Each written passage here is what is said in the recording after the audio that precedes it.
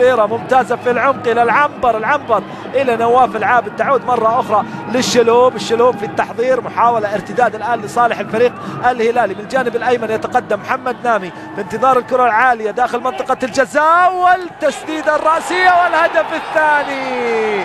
يظهر محمد العنبر أخيرا برأسية ممتازة وكرة عرضية من محمد نامي. شاهدناها في شوط المباراة الأول أكثر من مرة، حاول فيها محمد نامي أكثر من مرة، ولكن الرد يأتي من جانب الفريق الهلالي بعد 3 دقائق فقط من تسجيل التعادل للفريق الشبابي. الكرة العالية من محمد نامي والرأسية أيضا للعنبر، وسط تواجد مدافعين من جانب الفريق الشبابي، ولكن ينجح العنبر في الوصول للكرة ووضعها على يسار حارس المرمى وليد عبد الله. في لقطة أيضا شاهدنا محمد العنبر اللي كما ذكرت أنه مميز بركلات الرأسية، يظهر الآن بركلة رأسية مميزة ويسجل ثاني الأهداف لصالح الفريق الهلالي ويعيد التقدم مرة أخرى وسط فرحة غير عادية.